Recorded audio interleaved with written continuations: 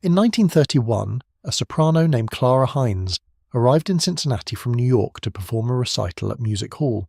Her accompanist tuned to A equals 440 before the concert, the way he always did. The hall's resident pianist stopped him. "The instrument here," she said, "is tuned to A equals 435. It has always been tuned to A equals 435. The accompanist looked at her as if she had said something unreasonable. He retuned to 440. Clara Hines performed. Afterwards, she told the hall director that something had felt wrong all evening. Not wrong enough to name, wrong enough to remember. She never came back. I found Werner Schell's tuning fork while I was looking for something else.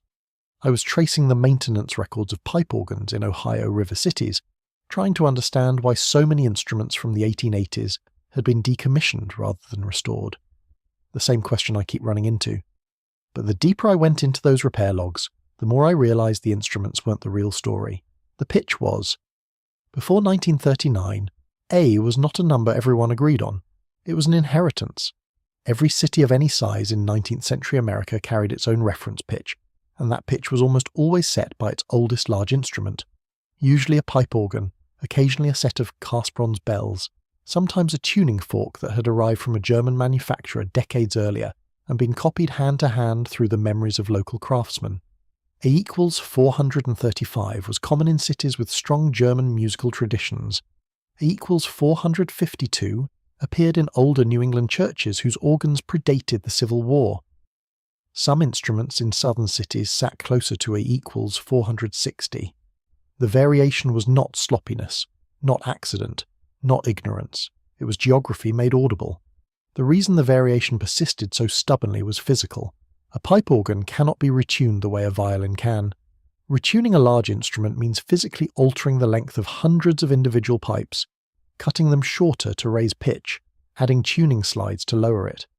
The work was expensive, sometimes destructive, and always permanent.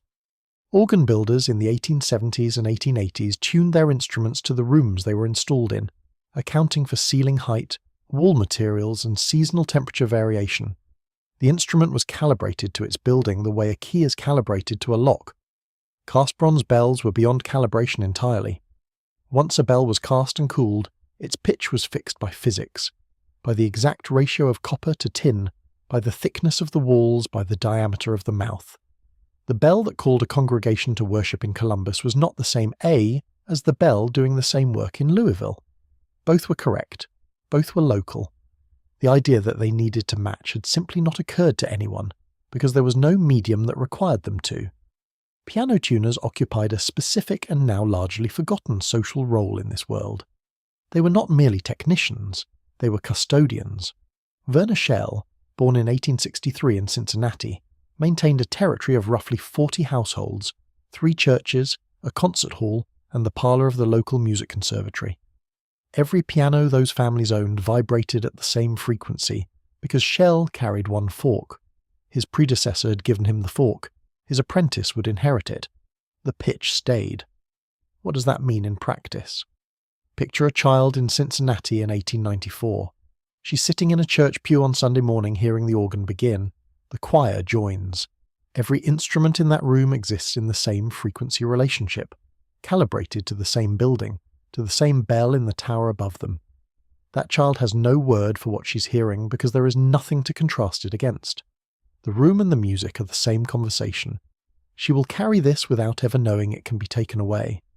Regional orchestras in the same period tune to their hall, not to a national body, not to a visiting soloist's preference, to the room. The conductor and the principal oboist, the oboe sets the pitch at the start of every rehearsal, calibrated to what the hall returned. Contemporary accounts from the 1890s describe certain American concert halls as having a sound, the way a wine region has a character. The phrase was not decorative, it was accurate. The first disruption did not come from policy, it did not come from principle, it came from commerce. The phonograph, cylinder, and later the 78 RPM disc, created a problem nobody had fully anticipated.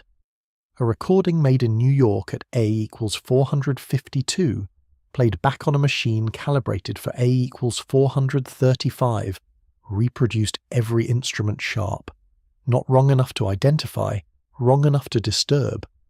Record manufacturers in the 1910s and 1920s began pressing their engineers to establish a session standard, not because they cared about musical philosophy, because inconsistency was generating customer complaints, and complaints were costing them returns. The recording industry did not immediately adopt a single standard. What it did was begin the argument. Between 1917 and 1930, the major American and European companies held a series of informal negotiations about what a session A should be. The conversations were not public. The musicians who played the sessions were not consulted as a body. The piano tuner and his inherited fork, the bell fixed at its casting, the pipe organ voiced to one particular room in one particular city. These were not provincial accidents. They were a coherent system that had functioned for generations, and it was being dismantled not by any single decision, not by any named authority, but by the quiet pressure of machinery that needed the world to agree on one number. The machinery did not ask permission. It simply became indispensable. In 1926, the Radio Corporation of America began transmitting music to receivers in American living rooms. The problem this created was not immediately obvious to anyone outside the engineering departments. A radio signal carried sound at a fixed electrical frequency. An instrument playing at A equals 452, reproduced on a receiver calibrated for A equals 440, arrived in the listener's parlour slightly wrong. Not wrong enough to identify, wrong enough to disturb. Engineers at RCA described the phenomenon in internal memoranda as pitch drift artifacts. Their proposed solution was not musical, it was electrical. Fix the transmission standard and the problem disappeared. The musicians would adjust. They began adjusting in the late 1920s, not uniformly, not willingly. Studio orchestras in New York were the first to comply because they had no choice. Recording contracts specified session tuning, and session tuning was increasingly set by engineers in the control room, not by conductors on the floor. A violinist who arrived at a Columbia Records session in 1931 tuned to the A equals 435 he had learned in Cincinnati, found himself asked, politely, to tune up. The request was framed as a technical necessity. It was also a new hierarchy. The engineer above the musician, the machine above the room. The International Organization for Standardization convened a conference in London in May 1939. 19 countries sent representatives. The outcome was the formal adoption of A equals 440 as the international standard for musical pitch. The official explanation was practical: harmonization across national broadcasting systems, compatibility between recording technologies, simplification of instrument manufacturing. Reasonable, except that several of the most musically significant nations present either abstained, delayed ratification, or continued their existing standards for years afterward. France had standardized at A equals 435 since 1859 and did not formally adopt A equals 440 until 1971. Several Eastern European orchestras continued performing at A equals 435 through the early 1950s. The Soviet Union maintained its own standard into the 1960s.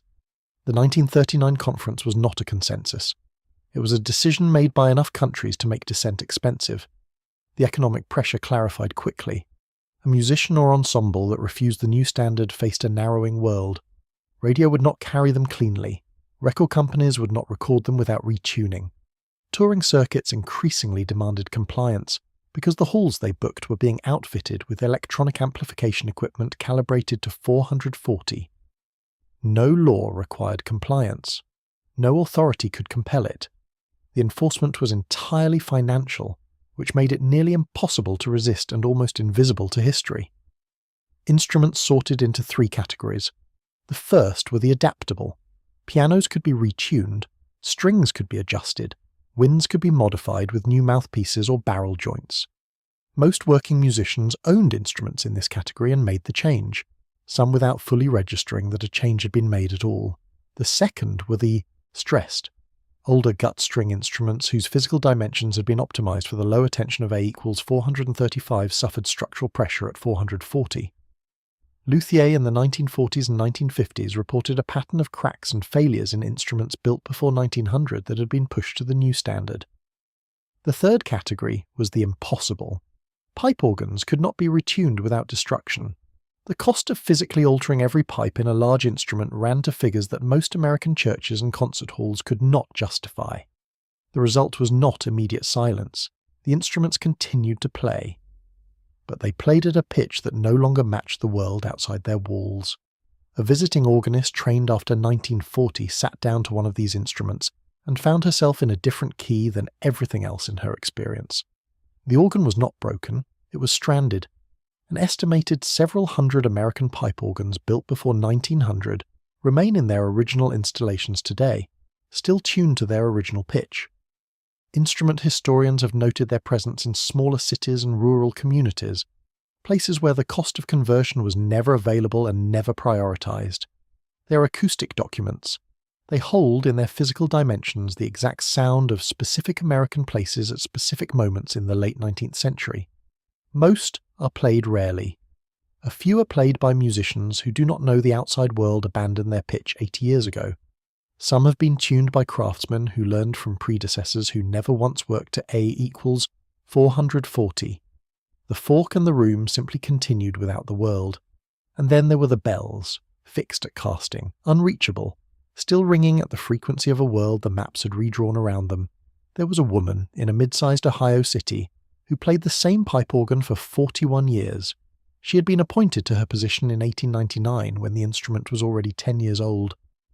She had learned its particular character, the way the low C pipe spoke slowly in January, the slight flutter in the upper register that the builder had considered correcting and then left alone because it sounded right in that specific room. After 1940, she continued playing it. The instrument had not changed. She had not changed. But every musician who came through the door arrived from a world that had quietly agreed, without asking her, to sound different. Her name was Elellanena Marsh.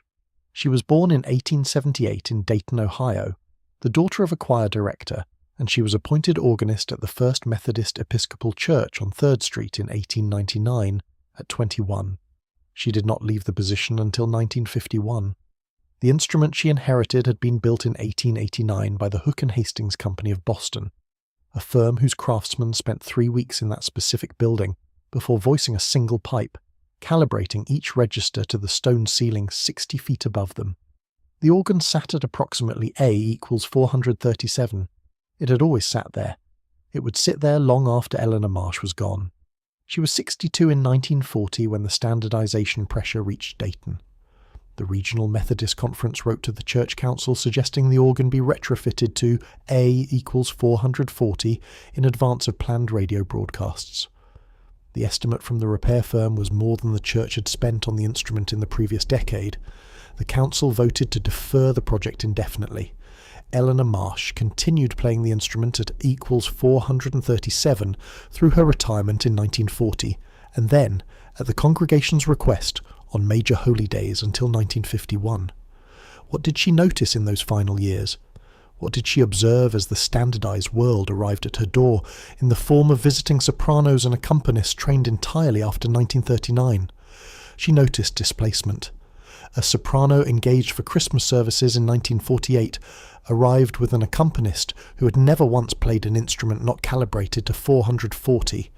The accompanist discovered mid-hymn that the organ was pulling every note somewhere he didn't recognize. He did not stop playing. But Elellanena Marsh watched his face and recognized the expression. It was not confusion. It was the look of someone who had walked into a room where all the proportions were wrong, not wrong enough to identify, wrong enough to make you want to leave. She described all of this to her granddaughter Margaret in January 1953. She was 74 years old and living 2 blocks from the church.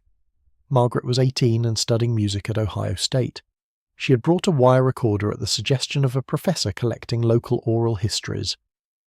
What Elellanena Marsh said in that recording was not a technical argument. She was not lobbying for A equals 437. She did not use the language of physics or acoustics. She used the word conversation. Before 1940, she said, when she played that organ and the choir sang and the congregation joined, the room agreed with itself. That was her phrase exactly. The room agreed with itself. The stone walls returned something. Not echo, not mere reverberation, but a confirmation. The building and the music were in the same conversation. After standardization, visitors stopped hearing what the room was saying, not because the organ had changed, because they had never heard it before 1940 and had no way to know what was missing. She tried to explain this to Margaret. Margaret nodded and asked if she wanted more tea. The wire recordings are at the Ohio Historical Society, catalogued under oral histories, local music, Dayton, 20th century. The finding aid describes them as reminiscences of a church organist. The description is accurate as far as it goes. Has anyone listened to them at the pitch they were recorded at? Has anyone gone back through the finding aid, pulled the reels, and played them the way Elellanena Marsh's voice actually sounded in that room in January 1953? I cannot tell you. The Library of Congress holds pre-1939 audio recordings, cylinders, early discs, wire recordings made in spaces whose acoustic identity has since been altered by renovation, demolition, or pitch conversion. Instrument historians have noted that playing those recordings at their original session pitch rather than at the playback standard assumed by later archivists produces a perceptibly different listening experience. The nature and extent of that difference has not been formally studied. There are an estimated several hundred American pipe organs still in their original installations, never converted to A equals 440. Some are documented by the American Institute of Organ Builders, others exist only in the repair logs of regional craftsmen and the memories of tuners who inherited their territories from predecessors who never once worked to the modern standard. They are acoustic documents. They hold in their physical dimensions the exact sound of specific American cities at specific moments before the world agreed to sound the same. Elellanena Marsh died in 1958.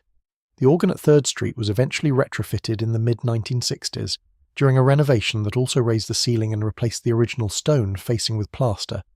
The building still stands, but somewhere in the catalogue of pre-conversion instruments, in the finding aids of regional historical societies, in the unlistened hours of wire recordings made by professors collecting memories nobody thought were important enough to study, somewhere in that archive, the room is still agreeing with itself, still holding the conversation, still waiting at A equals 437 for someone to arrive at the right pitch and finally hear what it has been saying. The instrument remembers. The archive does not forget, not even when everyone else agrees to.